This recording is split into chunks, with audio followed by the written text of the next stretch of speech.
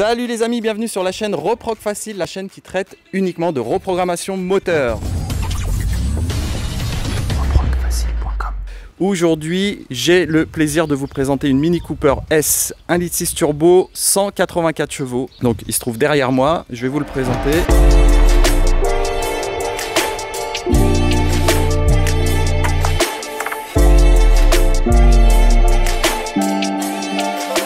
Alors, je vais reprogrammer ce véhicule en stage 2 multimap plus un pop and bang et le véhicule est décatalysé. Donc, on va faire un cata off ou désactivation du catalyseur sur le véhicule. On se retrouve donc sous ce beau ciel bleu de l'île Maurice que je vous laisse admirer. Donc, j'ai dû mettre les lunettes de soleil pour l'occasion.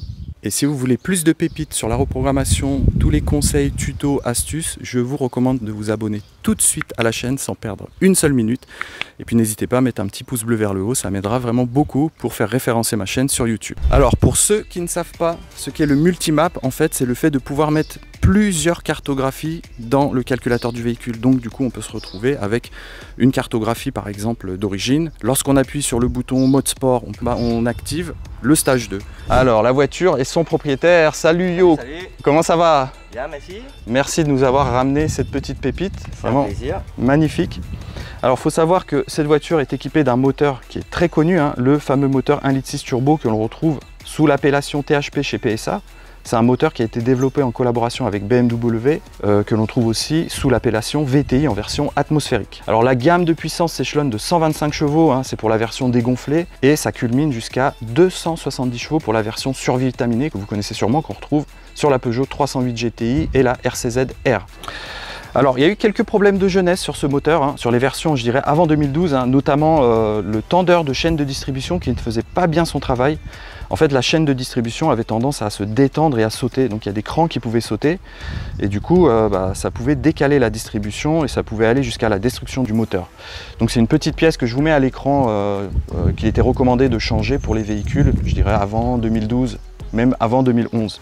Alors il y a eu pas mal aussi de problèmes au niveau des pompes à carburant que vous devez peut-être connaître pour la haute pression et la basse pression. En fait je connais bien ces problématiques parce que j'avais moi-même la même motorisation sur une Peugeot 308. Mais pas de panique. Sur cette version après 2012, en fait le moteur qui comporte le nom de code N18 est beaucoup plus fiable. Il y a eu des corrections qui ont été apportées par le constructeur pour régler ces fameux problèmes de jeunesse. Évitez la version N14 qui était sortie avant 2012. Je vous montre, en fait je vous mets à l'écran là tout de suite une photo du N14, comme ça vous pourrez distinguer, différencier ces deux moteurs. On le voit très bien sur le N14, les bobines d'allumage en fait. Lorsque vous ouvrez le capot et que vous voyez les bobines d'allumage avec leurs câbles et les connecteurs, c'est que c'est un moteur N14. Et là comme vous le voyez, tout est caréné. Le N18 en fait ressemble à ça, donc il vaut mieux partir sur un moteur N18. Alors quoi d'autre? Ici se trouve le calculateur. On est en présence d'un calculateur Bosch MEV1722 que je vais reprogrammer en multimap. Donc comme je vous le disais, hein, la définition de multimap pour ceux qui ne connaissent pas, c'est le fait de pouvoir mettre plusieurs cartos dans le calculateur et de pouvoir switcher d'une carto à l'autre. Voilà, donc on va passer directement à l'intérieur du véhicule et je vais vous montrer ça. Magnifique intérieur, on voit qu'il y a le goût de l'esthétisme. Il y a eu pas mal de petites retouches, modifications qui ont été effectuées. Et on a notre fameux bouton sport qui se situe ici, donc je vais mettre le multimap sur ce bouton sport. Lorsqu'on va appuyer dessus, ça va activer une autre cartographie et le véhicule va se retrouver par exemple avec un stage 2 ou le pop on bang qui s'active à ce moment-là. Alors envoyez-moi le mot multimap dans les commentaires, je veux voir un maximum de mots multimap dans les commentaires si vous voulez me motiver à faire un tuto spécial sur les cartographies multimap pour une prochaine vidéo sur YouTube. Donc j'attends un maximum de multimap de votre part. Alors aujourd'hui je vais utiliser mon New Genius de chez Dimsport. Je rappelle toujours, hein, cette vidéo n'est pas sponsorisée, je ne fais pas de la publicité hein, pour ce type de matériel, c'est le matériel que j'utilise au quotidien. Donc je vais simplement brancher la prise directement en dessous. Je vais aussi aller faire quelques relevés de mesure pour voir le véhicule d'origine, comment il se comporte, et après je lance la reprogrammation et on se retrouve juste après. L'écriture du fichier prend une quinzaine de minutes avant qu'on passe aux essais.